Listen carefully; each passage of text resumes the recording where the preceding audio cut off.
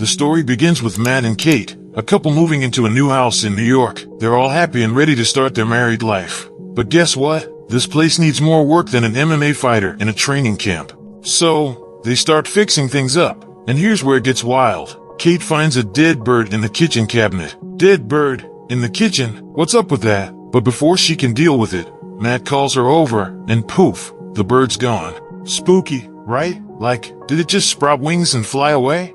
Now, Matt, being the renovator extraordinaire, stumbles upon a mysterious keyhole door behind some wallpaper. He finds the key, shoves it in, and bam, the lights start flickering like a strobe party. They call the power company, and it turns out the wiring in the basement is from the prehistoric era or something. The operator's mind is blown. But hold on, it gets crazier. Turns out, the original homeowners were killed in the same house, murdered. Matt goes all detective and finds out the victims' names are Paul and Madeline Sheffer, and the suspect is someone called John. Matt, being an artist, sketches John's face, and things take a turn for the paranormal. After a while, he goes to a mysterious room to rest. There he finishes a bottle of alcohol, but it was not enough. He wanted to drink some more. Suddenly, the lights start flickering, and out of the blue another bottle of alcohol appears. He discovers the room is wish-granting. Now, this isn't your ordinary genie and lamp stuff. This room is like Amazon Prime on steroids. You wish, and boom, it's at your doorstep. On the other side, the sound of the flickering lights broke Kate's sleep. She goes upstairs to look for Matt. She discovers that the room is now full of new things. And Matt, he is like a child in a candy store. He shows Kate a painting of Van Gogh and tells her that the room has the power to make any wish come true. Kate initially thinks that this is a joke and makes fun of Matt. But seeing Matt's curiosity, she wishes him $1 million. And boom, Matt finds the money Kate has asked for in the room. But Kate doesn't believe him completely, and she wishes more money. This time she asks for another $1 million. And just like before, this time too, she gets $1 million right away. This makes Kate scared, so she leaves the room. Matt goes to her and explains that they can take advantage of this and live a glorious life. Yet, they spend the whole day wishing for their favorite things in the room. Matt and Kate go on a shopping spree of wishes, living the high life. Van Gogh paintings, champagne, and stacks of cash raining down on them. They're drowning in luxury. But guess what? Money can't buy happiness. Kate starts feeling something's off. She wants a kid, but 2 miscarriages got her spooked. Matt, being the thoughtful guy, suggests adoption, but Kate pulls a 180 and wishes for a kid to use the wish room. That's when things go south. Matt ain't having it. He's like, "Whoa, slow down. We can't just wish for a kid." Arguments and debates, and they finally agree to keep the magically wished for kid.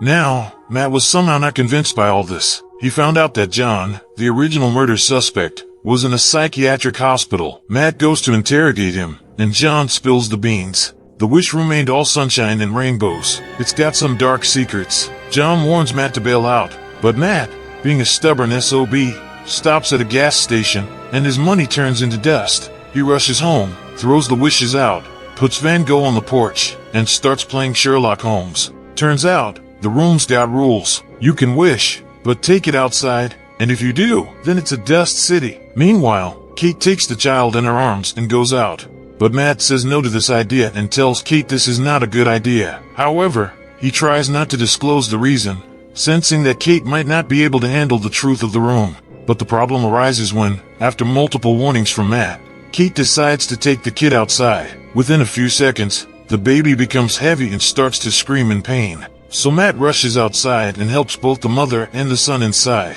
It turned out that the kid miraculously grew up several years. Unable to hide the mystery any longer, Matt finally confesses and tells Kate the dark secret of the room. Fast forward, Kate's new wish-granted kid, whom she calls Shane, grows up overnight. Shane wishes to go outside and play like normal children, but Kate says no to the request, considering the fact that if he goes outside, he will turn into a pile of dust.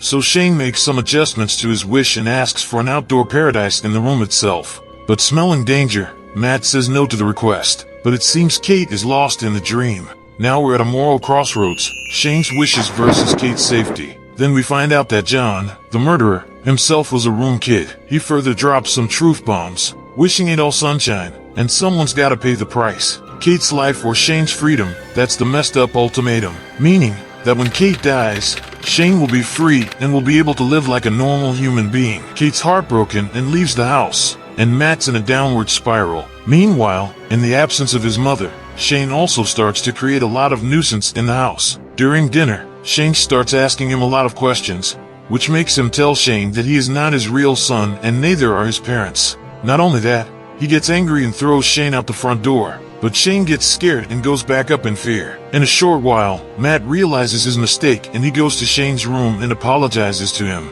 Then Shane requests Matt to read him a bedtime story. When Kate returns home, she sees both of them sleeping together. That night, when Matt and Kate are busy in intimacy, Shane secretly watches them. Then he waits for them to sleep, and as soon as they sleep, Shane secretly steals the front door key. The next morning, seeing the front gate open, both of them realized that something wrong must have happened, so they quickly ran outside in search of Shane. But to their surprise, in a different part of the house, Shane, now a grown man, points a gun at his parents. A fight ensues, Kate's knocked out, and Matt breaks the news, Shane's dead. But here's the kicker, it was a fake Matt. Yep, he's been replaced by Shane. In the other room, where they had a fight, the real Matt comes to his senses and looks for his wife in the house. Suddenly, the lights flickered again, so Matt ran towards the room in fear. He was sure that Kate and Shane must be inside. Kate had no idea that the man sitting next to her was not Matt, but Shane. But soon, Kate noticed some abnormality. Matt is eating ice like Shane. She is quick to figure out that he is not Matt, but Shane in Matt's face. Meanwhile, the real Matt tries to break the wall by using all his strength to get inside. After a lot of struggle, he finally crosses all the wires and reaches the room, which was now a jungle with many tall trees. Matt realized that Shane used the room to make a shadow house just like theirs and now playing a creep to be physical with Kate. So without wasting any time, Matt starts to run towards their house to free his wife from the creep. But seeing the real Matt coming, Shane gets ready to fight with him. Finally, he stumbles upon the duplicate house where Shane's causing all kinds of trouble, trying to force himself on Kate. It's a freaking showdown. But here's the kicker. Kate's about to make a run for it when she sees not one but two Matts duking it out in the hallway. They're so damn similar, she can't tell who's real and who's a clone. Suddenly, Matt grabs her hand. She calls out Shane's name. He looks at her, but bam, she pushes him like a sack of potatoes down the staircase. This knocked him out cold. Turns out, he was their clone all along. Now, they're trying to hightail it out of the room. But guess what? Shane had wished that nobody could leave the house, so they were stuck. No matter how hard they try, they can't leave. Matt's scratching his head, thinking of an escape plan, when boom, Shane shows up with a knife. It's getting real. He stabs Matt, and tries to reason with Kate. But hold on, twist in the plot. Shane realizes he's just a clone. The real Matt and Kate make a run for the forest, and Shane's hot on their heels, pissed as hell.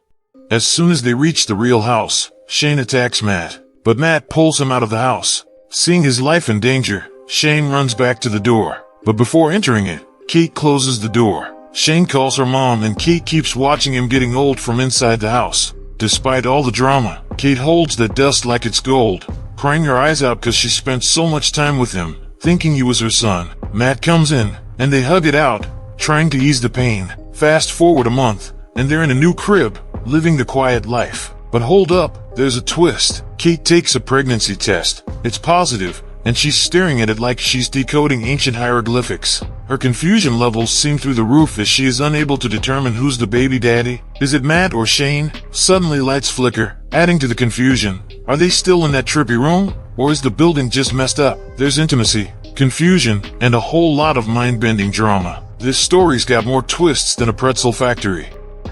And so folks, there you have it. A mind-bending journey through a world of wishes, clones, and unexpected twists. If you thought your day was unpredictable, imagine living in a house where reality itself plays by its own rules.